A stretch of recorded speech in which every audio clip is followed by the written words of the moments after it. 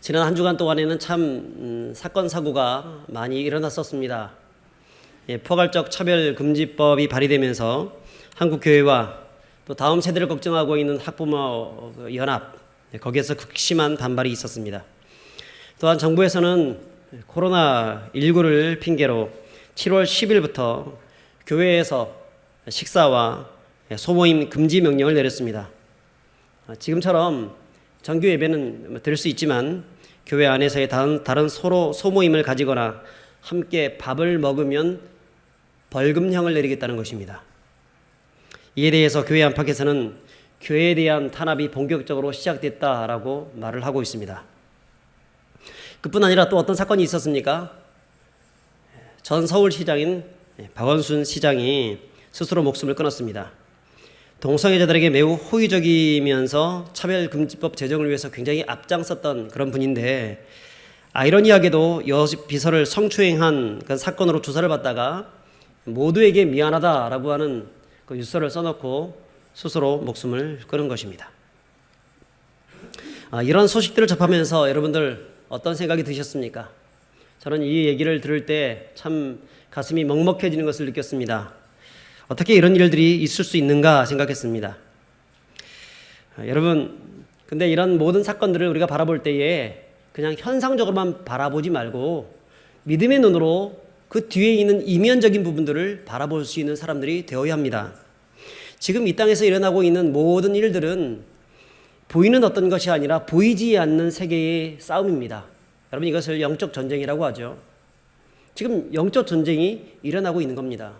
에베소서 6장 12절에는 이 영적 전쟁에 대해서 분명하게 말씀을 하는데, 세번역 성경은 조금 더 잘 표현을 합니다. 우리의 싸움은 피와 살을 가진 사람들을 상대하는 것이 아니라 통치자와 권세자들과 이 어둠의 세계의 지배자들과 하늘에 있는 악한 영들을 상대하는 것입니다 라고 말씀을 하고 있습니다. 여러분, 초대교회 때부터 지금까지 세상은, 마귀는 교회를 없애기 위해서 끊임없이 노력했습니다. 수많은 권력자들의 힘을 힘입어서 교회를 박해해 왔습니다. 그때마다 교회는 하나님의 말씀을 지키기 위해서, 또 진리를 수호하기 위해서 노력해 왔고, 많은 어려움을 당하다가도 나중에 극적으로 다시 회복되어지고 다시 또 부흥되어지는 역사들을 반복해서 경험해 왔습니다. 그런데 그런 충돌이 지금 우리의 눈앞에서 그대로 펼쳐지고 있는 것입니다. 똑똑하게 우리가 목격하고 있는 겁니다. 그러므로 우리가 이런 세상의 현상들을 바라볼 때에 믿음의 눈으로 바라봐야 합니다. 어떻게 하나님께서 이런 것을 통해서 세상을 운영해 가고 있는가를 봐야 합니다. 그리고 지금 때가 어떤 시대인지를 분별하고 나갈 수 있는 사람들이 되어야 합니다. 오늘 말씀을 통해서 교회와 세상을 향하신 하나님의 뜻을 분별하고 통찰력을 얻는 그런 시간이 될 수 있기를 바랍니다.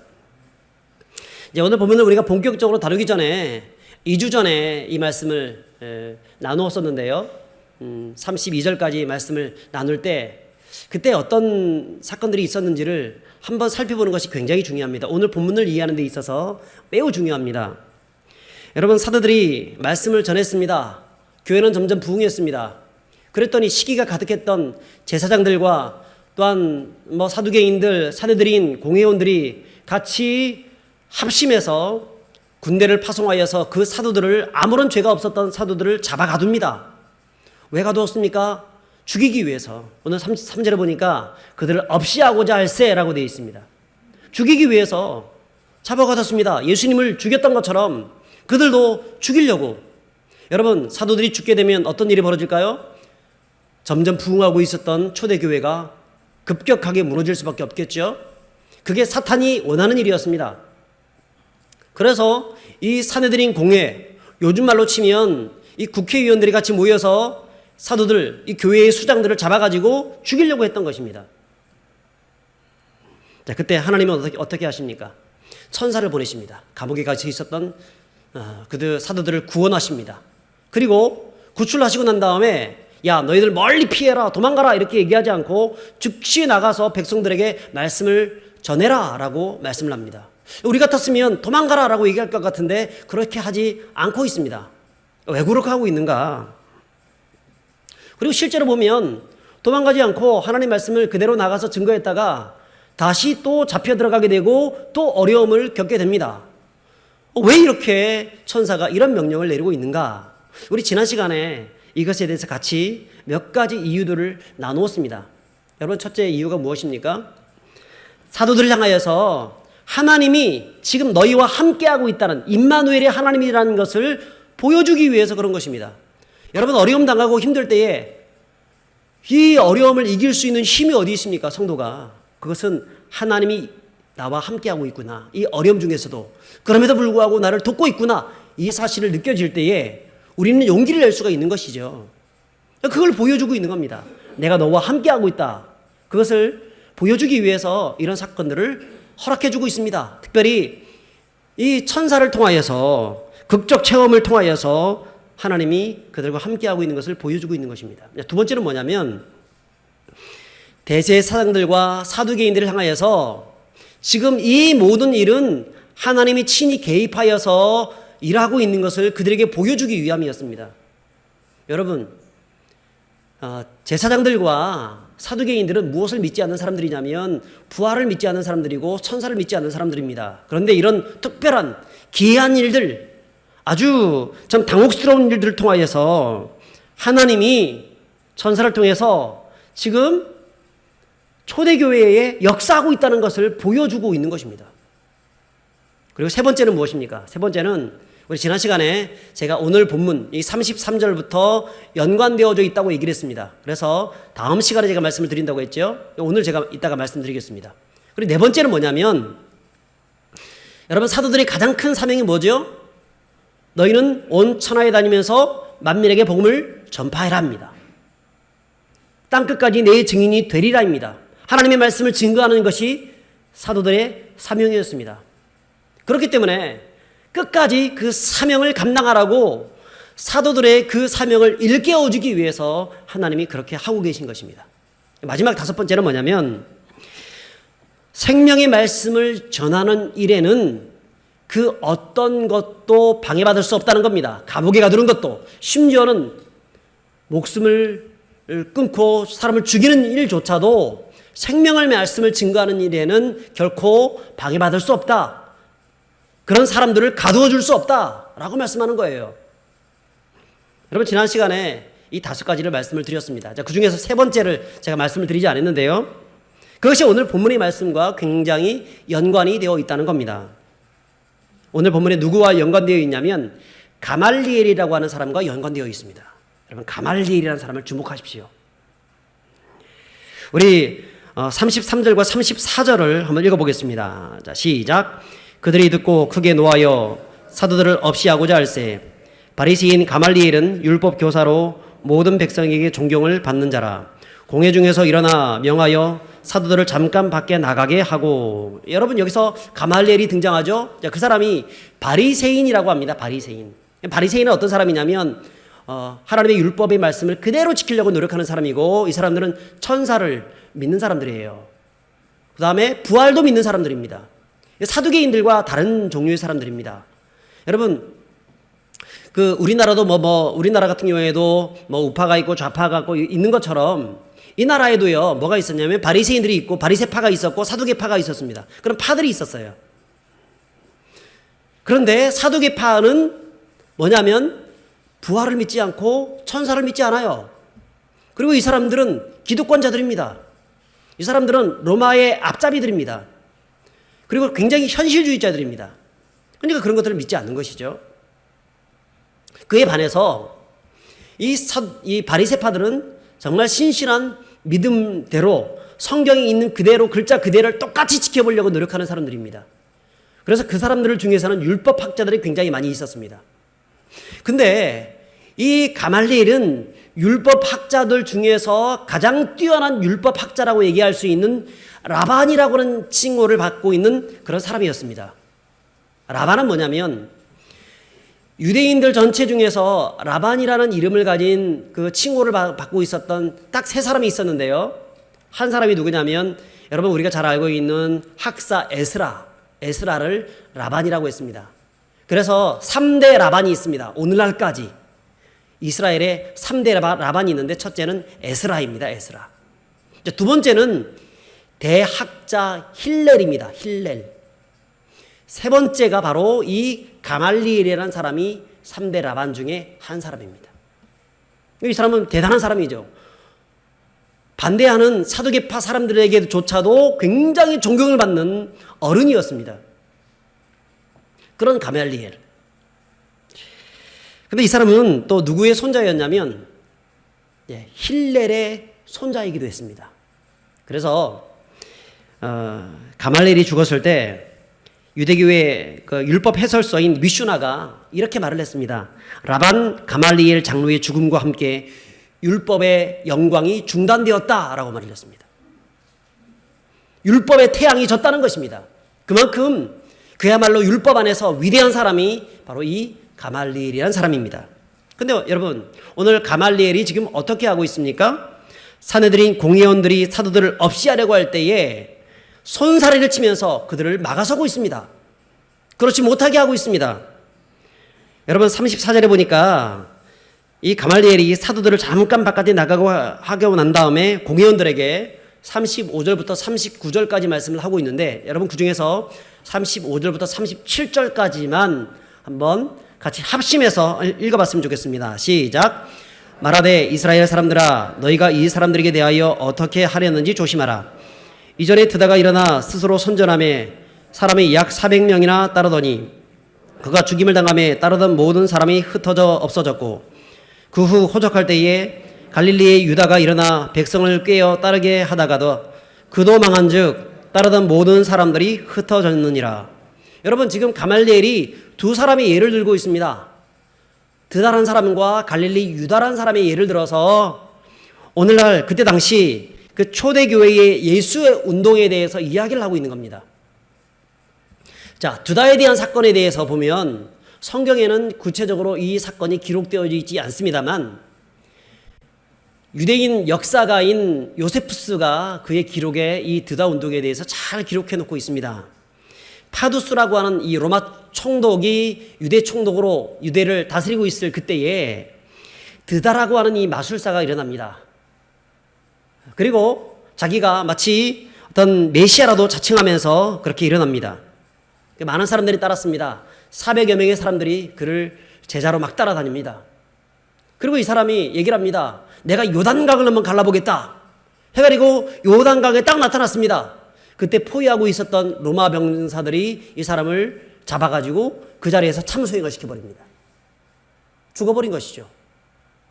그러자 그 400명이 되는 사람들이 다 흩어져 버렸습니다. 그걸 얘기하고 있는 겁니다. 자, 그 후에 갈릴리 유다라는 사람이 갈릴리 출신 유다라는 사람이 나타나게 되는데 여러분 이 사람은 열심당원입니다. 로마에 더 이상 세금을 낼 필요가 없다라고 사람들 다니면서 선동하고 다닙니다. 그래서 많은 애국지사들이 그 뒷사람을 막 따라다니기 시작합니다. 그런데 이 사람도 잡혀서 죽게 됩니다. 죽게 되자 그 따라다녔던 많은 사람들이 또 흩어져 버렸습니다. 그걸 지금 예를 들면서 이야기하고 있습니다. 마찬가지로 지금 가말리엘이 하고 있는 말이 뭐냐면 초대교회도 마찬가지라는 얘기입니다. 초대교회도 만약에 스스로 난 것이라고 하면 그들도 무너질 것이다. 하지만 스스로 난 것이 아니라 만약에 하나님이 그들을 세우신 것이라고 하면 절대 그들을 무너뜨릴 수가 없다. 오히려 하나님을 대적하는 자가 될 수도 있다 라고 얘기를 하고 있어요. 여러분 그것이 38절과 39절인데요. 한번 읽어보겠습니다. 시작. 이제 내가 너에게 말하노니 이 사람들을 상관하지 말고 버려두라. 이 사상과 이 소행이 사람으로부터 났으면 무너질 것이요 만일 하나님께로부터 났으면 너희가 그들을 무너뜨릴 수 없겠고 도리어 하나님을 대적하는 자가 될까 하노라 하니. 상관하지 말고 이제 버려두라. 자칫 잘못하면 하나님을 대적하는 사람이 될 수도 있으니까 그러지 말자는 겁니다. 그 말에 대해서 40절에 보니까 그들이 그 말을 옳게 여겼다고 얘기합니다. 여러분 사실 그냥 그 사내들인 공회에 있는 어떤 한 사람이 그런 말을 했으면은 아무런 사람들이 말을 듣지 않을 것입니다. 그런데 라반이라고 얘기하는 가장 위대한 학자, 이 가말리엘이 그 자리에서 딱 얘기하니까 사람들이 그 말이 사실이든 사실이지 않든 오케이, 그 말이 맞다라고 해서 다 옳다 여기면서 듣고 있는 겁니다. 그래서 40절 계속해서 보니까 사도들을 불러서 채찍질하며 예수의 이름으로 말하는 것을 금지하고 놓아주었다라고 말씀을 하죠. 여러분, 무엇입니까? 가말리엘의 이 말 한마디 때문에 몰살당할 수밖에 없었던 이 사도들이 구원받게 된 겁니다. 사도들이 죽으면 온 교회가 무너질 수밖에 없는데 하나님이 이 가말리엘이라는 사람 한 사람의 말을 통하여서 온 교회를 지금 보호하고 계신 것입니다. 그뿐 아니라 여러분 41절과 42절 보시면 자, 이제 사도들이 나가서 지금 어떻게 하고 있는가를 보여주고 있습니다. 41절, 42절 같이 읽습니다. 시작. 사도들은 그 이름을 위하여 능욕받는 일에 합당한 자로 여김을 기뻐하면서 공회 앞을 떠나니라. 그들이 날마다 성전에 있든지 집에 있든지 예수는 그리스도라고 가르치기와 전도하기를 그치지 아니하니라. 여러분, 사도들이 그때부터 더욱더 담대해진 겁니다. 그 이름을 위하여, 예수님의 이름을 위하여서 내가 능력을 받는다 할지라도, 결코 어려움을 당한다 할지라도 결코 일을 그만두지 않겠다, 계속 하겠다, 이런 마음 가지고 담대하게 나가서 복음을 증거합니다. 그런데 성경에 뭐라 말씀합니까? 그치지 않았다고 얘기하죠. 예수는 그리스도라고 가르치기를 그치지 않았다고 합니다. 이건 다른 말로 하면 막을 자가 없었다는 얘기입니다. 여러분, 더욱더 이것으로 말미암아서 더욱더 교회가 더 부흥하고 더 성장되어지는 그건 큰 은혜의 역사가 있게 되어진 겁니다. 저는 이 말씀을 참 묵상을 하다가 정말 깜짝깜짝 놀랐습니다. 여러분, 만약 그때 하나님이 천사를 통해서 제자들을 구원하고 난 다음에 이제 멀리 도망가라 그렇게 말을 했다고 하면 제자들은 도망갔겠죠. 그러면 어떻게 되었을까요? 그 결과가 훨씬 더 어려워졌을 겁니다. 훨씬 더 큰 범법자로 몰리게 되면서, 그리고 초대교회는 누가 담당을 합니까? 담당할 수가 없어요. 그 초대교회는 또다시 무너질 수밖에 없었을 것입니다. 그런데 하나님은 천사를 통해서 즉시 너희들의 사명을 감당하고 즉시 나가서 말씀을 증거하라, 이렇게 말씀을 함을 통해서 오히려 그것 때문에 다시 또 잡혀 들어갔지만 하나님이 미리 장치를 마련해 두고 있는 것이죠. 누구의 장치? 가말리엘이라고 하는 최고의 율법학자라는 그 장치를 미리 딱 준비해 두었다가, 야, 걱정하지 말고 가서 말씀을 전파해라, 이렇게 말씀하고 있는 거예요. 여러분, 사도들은 그 말씀을 이해하지 못했습니다. 왜 나가서 말씀을 증거하라는 것인지. 그런데 알고 보니까 뭐예요? 아, 하나님이 뒤에서 모든 것을 운행하고 준비하고 있구나. 나중에는 다 알잖아요. 여러분, 그러므로 성도는 이해가 되지 않는 하나님의 말씀이 있을지라도 그 말씀에 순종하면은요, 하나님이 그 뒤에서 모든 것을 다 알아서 해주시는 줄 믿으시기 바랍니다. 하나님이 도와주시는 거예요. 가말리엘을 준비해 놓고 있는 겁니다. 가말리엘은 적인지 야군인지 모릅니다. 그런데 하나님은 준비해 놓고 있는 것입니다. 여러분, 오늘날 이 교회가 많이 어려움 당하고 있죠. 하나님의 진리의 말씀을 지키기 위해서 교회가 정말 애를 쓰다가 참 어려움 당하고 있습니다. 지난 우리 시찰회에 가서 시찰회 장로님들 또 목사님들과 같이 대화를 하다가 제 마음속에 기도를 하는 가운데 어떤 마음들이 있었냐면, 왜 하필이면 이 포괄적 차별금지법 이 발의되고 난 이후에 또 이런 교회에 대한 이 벌금형 이런 것들을 때리면서 제재를 가고 있는 것일까, 이런 생각을 했습니다. 참 이것은 참 이상하다 생각했는데, 거기 있었던 한 장로님이 그런 얘기를 하더라고요. 자기가 기도하다가 저하고 똑같은 생각을 한 겁니다. 그래서 얘기를 하더라고요. 근데 또 다른 목사님이 자기도 그렇게 생각했다는 거예요. 여러분, 이건 우리 누구 한 사람 두 사람의 이야기가 아니고 심지어는 불신자들까지도 참 이상하다, 왜 이때에 저 정부에서 저렇게 교회를 압박하고 제재를 가는 것일까, 이렇게 얘기를 하는 사람들이 있었다는 것입니다. 여러분, 이것은요, 결국은 교회를 향한 어떤 압박이라고 얘기할 수 있겠고, 그래서 사실 탄압이라고 얘기를 하는 겁니다. 그런데 이럴 때에 교회는 더욱더 하나님이 행하시는 것을 믿고, 하나님이 우리를 도와주실 것을 믿고 흔들리지 말아야 됩니다. 여러분, 교회는 타협할 수가 없습니다. 아무리 그래도 오늘날 뭐 현대교회가 사람들이 뭐 얘기를 하기를 교회는 많이 타락했다, 많이 옛날 교회 같은 그런 모습들이 많이 없어졌다, 그렇게 얘기한다 할지라도 여전히 교회는 무엇입니까? 예수님이 자신의 피값으로 사신 교회입니다. 그런 교회가 결코 죄와 타협할 수가 없는 겁니다. 동성애를 죄가 아니다라고 얘기할 수 없는 겁니다. 성경은 분명하게 죄라고 얘기하고 있는데 왜 죄가 아니다라고 얘기할 수 있겠습니까? 다른 종교들은 다 같이 뭐 틀리지 않았다라고 얘기를 하는데 왜 교회들만 그렇게 고집을 피우고 있느냐 이렇게 얘기를 한다 할지라도 여러분, 목에 칼이 들어와도 죄는 죄인 겁니다. 잘못된 것은 잘못된 것입니다. 성경에서 말씀하지 않는 것은, 여러분, 성경에서 죄라고 얘기하는 것에 대해서 우리가 죄가 아니다라고 얘기할 수가 없는 겁니다. 1.11이라도 교회는 바꿀 수가 없는 겁니다. 사실 그것 때문에 교회가 지금 어려움을 당하고 또 문제가 생기고 있습니다. 여러분, 그때 성도는 어떻게 되겠습니까? 도망가야 되겠습니까? 피해야 되겠습니까? 뭐 전염병의 문제라고 하면 도망가는 것이 맞을 겁니다. 우리가 제가 계속해서 칼럼을 썼던 것처럼 칼빈이라든가 마틴 루터라든가 이런 종교개혁자들은요, 전염병이 생겼을 때에 성도들은 그것을 피하여서 도망가는 것 자체가 잘못된 것이 아니라고 얘기를 했습니다. 그런데 이건 전염병이 아니잖아요. 이거는 우리가 하나님의 말씀을 지키는 이 말씀에 대한 그런 문제이지 않습니까? 자, 그러면 결코 물러가는 것, 그것이 무엇과 같은 것이냐면, 여러분, 물러가는 것은 비겁한 것입니다.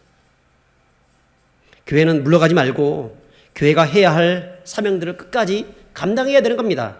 그러면 하나님이 당신의 교회를 살릴 방안들을 허락하시고, 지금도 가말리엘이라고 하는 이 특별한 이런 사람들을, 여러분, 이 가말리엘이 뭐 이때 당시 예수님을 믿었는지 안 믿었는지는 모릅니다.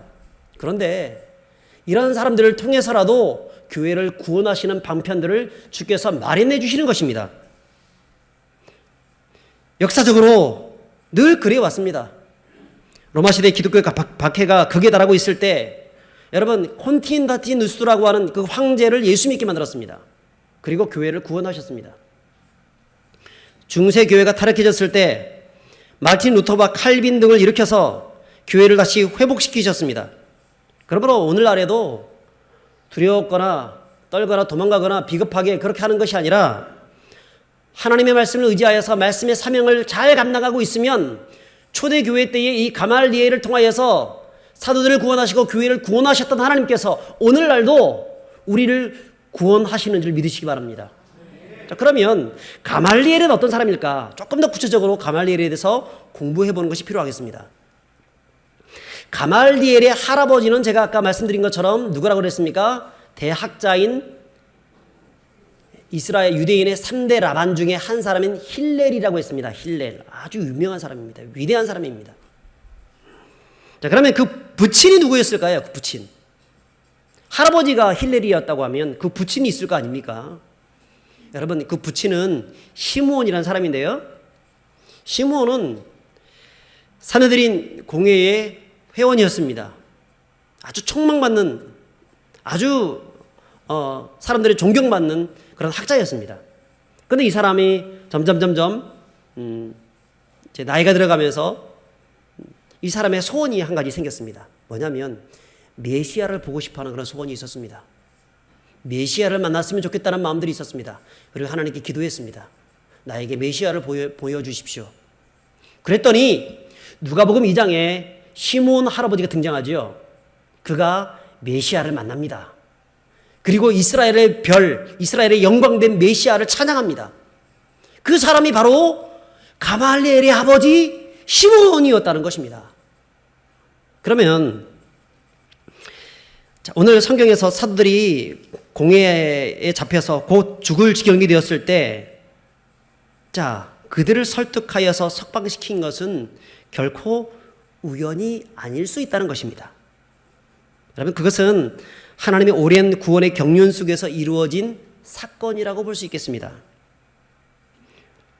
여러분, 이때 당시 가말리엘이 예수님을 믿었다 믿지 않았다 알 수 없지만 분명한 것이 있습니다. 뭐냐면 당시 부모의 가르침은요 절대적 가르침이었습니다. 우리나라도 몇십 년 전에 부모의 가르침 절대적 가르침이었죠. 그런 것처럼 그때 당시는 훨씬 더 그게 강했습니다. 자, 그러면 가말리엘은 예수님에 대해서 긍정적인 생각을 가질 수밖에 없었을 것입니다. 그의 아버지 시몬에 의해서 아기 예수를 주목해 보아라. 그때 당시 예수님이 믿었는지 안 믿었는지는 모르지만 이 가말리엘은 그런 마음들을 가지고 있었다는 거예요. 더 나아가서 그는 부활을 거부했던 사두개인들과는 차별을 두고 부활을 인정했던 바리새인의 수장이었고 천사를 인정했던 그런 사람이었기 때문에 천사를 통해서 구출을 받게 된 그 사건들을 보면서 또한 그들이 증거하는 예수님의 부활에 대한 이야기를 들으면서 예수 믿는 이 사람들, 이 사도들에 대해서 굉장히 선한 마음들을 가졌던 것은 당연한 것이지 않겠습니까? 실제로 유대 전승에 보게 되면 그 후에 가말리엘은 비밀리에 예수님을 믿었다고 합니다. 그는 사내들인 공의원 중에 한 사람이었던 니고데모라는 사람이 있었죠. 그리고 아리마대 요셉도 사내들인 공의원 중에서 한 사람이었습니다. 이 사람과 더불어서 예수님의 숨은 제자로 알려져 있습니다. 말년에는 니고데모와 베드로와 요한에게 세례받았다고까지 전해지고 있습니다. 여러분 정말 놀랍지 않습니까? 심려막측하지 않습니까? 하나님의 구원을 위해서 친히 그분께서 오래전부터 예정하고 준비해 오셨던 이 놀라운 역사를 여러분 한번 생각해 보십시오. 당시 제사장들과 사내들인이 사도들을 박해하는 것은요 자신들의 권력을 이용하여서 교회에 싸움을 걸어온 것이라고 볼 수 있겠습니다. 하지만 하나님은 그들의 권력의 수뇌부를 이용하여서 그들의 권력을 치고 있는 상황입니다. 마치 무엇과 같습니까? 유도나 씨름이라든가 이런 운동 경기를 보게 되면 조그만 사람이 덩치 큰 사람을 한판 속으로 넘어뜨리죠. 자, 그때 어떤 기술을 사용합니다. 그 덩치 큰 사람의 힘을 이용하여서 넘겨뜨리는 기술을 사용합니다. 엎어치기 기술, 빗당겨치기 기술, 씨름 같은 경우에는 뒤집기 기술, 이런 기술들을 사용하여 가지고 그 덩치 큰 사람을 넘어뜨리죠. 여러분 하나님께서는 어떻게 하고 있냐면 저들의 힘, 그 사내들인 공회의 그 힘을 역이용해 가지고 그들을 넘어뜨리고 있는 거예요. 그리고 승리를 쟁취하게 만들고 있는 것입니다. 아마도 사탄은 몰랐을 겁니다. 이 사람들도 몰랐을 것이고. 여러분 이것이 하나님이 쓰시는 역전의 드라마입니다. 하나님이 지금도 그 역전의 드라마를 지금도 저와 여러분들 삶 가운데 한국교회 가운데 쓰고 있는 줄 믿으시기 바랍니다. 아니 저들이 알았다고 한들 무슨 소용이 있겠습니까? 이 역전의 드라마, 하나님께서 지금 역전의 드라마를 이 교회 가운데 쓰고 있다는 사실을 불신자들이 안다 한들 방법이 없습니다. 그러면 어떤 일이 벌어집니까? 만약에 이 초대교회 당시에 알았다, 그래서 한번 막아보자, 사두개인과 바리새인이 서로 피 터지게 전쟁이 일어나고 서로 싸움이 일어나게 되었다라고 하면 어떻게 될까요? 자중질환에 빠지게 되는 것이죠. 자, 그렇게 되면 이 전략은 끝난 것입니다. 이것은 끝난 겁니다. 교회의 승리로 들어갈 수밖에 없는 겁니다. 그러므로 이 싸움은요 외통수 전략이라고 얘기할 수 있겠습니다. 외통수. 여러분 장기를 붙들다가 보면 외통수에 걸리게 되면 그 게임은 끝난 겁니다. 장이요 했는데 피하려고 했는데 저쪽에서 또 장으로 다 걸려 있어요. 그러면 그 게임은 끝난 거예요. 피할 데가 없으면 끝난 겁니다. 그러니까 하나님은 적들의 수장의 머리를 들어가지고 저들의 머리를 치고 있는 거죠. 여러분 이런 뒤집기, 이런 역전의 전략들은 얼마나 많이 하나님이 사용하고 있는지 몰라요. 요셉을 들어 일으킬 때에도 역전의 전략을 사용하여서 요셉을 들어 일으키시고 이스라엘 백성들을 구원하셨습니다. 여러분 다윗을 이스라엘의 왕으로 세우실 때에도 역전의 전략을 통하여서 그를 왕으로 세우셨습니다. 어떻게 다윗이 골리앗을 이길 수 있었겠습니까? 하나님이 그와 함께 하심을 통해서 그 사람의 힘을 이용해 가지고, 그 사람의 무딘 그 힘을 이용해 가지고 돌팔멜로 던져 가지고 그를 때려잡았죠. 여러분, 원수 마귀는요, 예수님을 죽이면 모든 것이 끝난 줄 알았습니다. 그래서 예수님을 십자가에 딱 못 박았을 때, 야, 내가 승리했다 생각했습니다. 근데 오히려 하나님은 그 예수님이 십자가를 이용하여서 어떻게 하셨습니까? 그 머리를 치셨습니다. 휘장을 위에서 아래로 찢으셨고, 저주의 십자가를 사랑의 십자가로 만드셨고, 교회를 세우셨고, 인류 전체에 구원받을 수 있는 유일한 길을 허락해 주신 것입니다. 사탄은 예수님의 발꿈치를 때렸지만 예수님은 사탄의 뒤통수를 가격하신 겁니다. 머리를 치신 것입니다. 역전의 명수가 우리 하나님이십니다. 여러분, 하나님이 오늘날에도 그렇습니다. 세상의 수많은 권력과 힘을 이용하여서 교회를 압박하고 무너뜨리려고 하지만 지금도 하나님은 가말리엘이라고 하는 그런 사람들을 일으키십니다. 꼭 가말리엘이라고 하는 그 사람이 예수 믿는 사람이 아닐 수 있습니다. 불신자일 수도 있습니다. 그런데 그런 사람들 통해서도, 혹은 예수 믿는 사람들 통해서도 하나님께서는 역사를 일으켜 가시는 것입니다. 그러므로 낙심할 필요가 없습니다.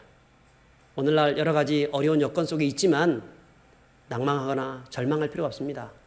하나님이 지금도 당신의 교회를 보호하고 있다는 사실을 기억하시고 믿음으로 당차게 일어서시고 끝까지 주신 사명 감당하시는 저와 여러분들이 되시길 바랍니다.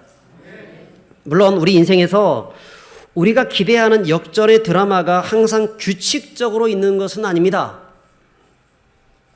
그래서 우리는 그 역전의 드라마를 체험할 수도 있겠지만 체험하지 못하고 이 땅을 떠날 수도 있습니다.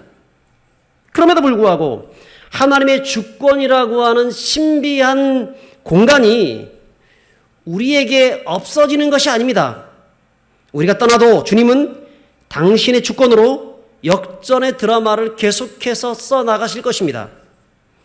그리고 우리의 재판장 되시는 하나님은 우리의 인생이 보란듯이, 모든 대적자들이 보란듯이, 교회를 박해하고 탄압했던 자들을 보란듯이 교회를 가장 높은 곳에 올리셔서 교회의 위대한 승리를 선포하실 줄 믿습니다.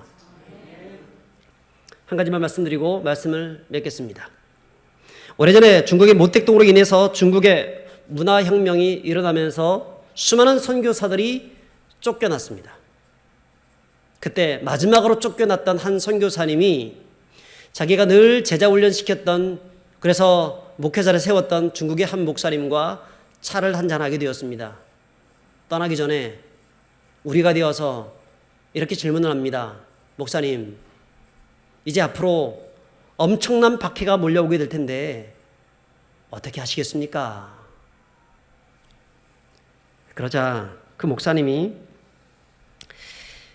차를 바라보면서 이렇게 말합니다. 선교사님, 여기 이 차가 뜨겁죠. 그리고 차 티백을 들었습니다. 이 티백이 뜨거운 물 속에 들어갔다고 해서 그 맛을 잃었습니까? 아마도 뜨거운 물 속에서 진짜 맛을 낼 수 있을 것입니다. 두고 보십시오. 뜨거운 환란의 바람이 불어온다 할지라도 우리는 진짜 예수 믿는 그 맛을 보여줄 것입니다. 할렐루야. 여러분, 환란이 바람 불어와도 오히려 이것이 기회입니다. 우리의 신앙이 어떻다는 것을 분명하게 보여줄 수 있는 기회입니다. 그리고 우리에게 주어진 그 사명들을 잘 감당하고 있으면 하나님이 반드시 준비하십니다. 가말리엘을 준비하시든지 또 다른 어떤 장치들을 준비하셔서 교회를 구원하시고 다시금 하나님의 부흥의 바람을 이 땅 가운데 일으키실 것입니다. 여러분, 이 사실을 분명하게 믿음으로 고백하시며 살아가시는 분들이 되시길 바랍니다. 성도 여러분, 지금 우리는 큰 역경 가운데 있습니다. 우리 성도들 중에서도 건강의 문제로 인해서 역경 중에 있는 분들이 있을 것입니다. 사업의 문제, 직장의 문제, 자녀들의 문제로 인해서 또 불투명한 이 미래의 문제 때문에 걱정되는 이 코로나 문제 때문에 여러 가지 참 이 걱정이 훨씬 더 많아졌습니다. 거기다가 오늘날 이 교회 문제까지도 다시 동반되었습니다. 그때 여러분 힘을 내십시오. 주님이 역전의 용사이십니다. 역전의 명수이십니다. 지금의 역경이 나중에 우리에게 놀라운 축복으로 다가오게 하실 줄 믿습니다. 그러므로 선한 싸움 잘 싸우고 끝까지 믿음을 지키시고 인내하시면서 그리고 싸움이 끝나는 날 역전케 하시는 하나님의 은혜를 경험하며 주님께 감사 찬양 드리시는 믿음의 백성들 다 되시기를 주의 이름으로 축복합니다. 할렐루야.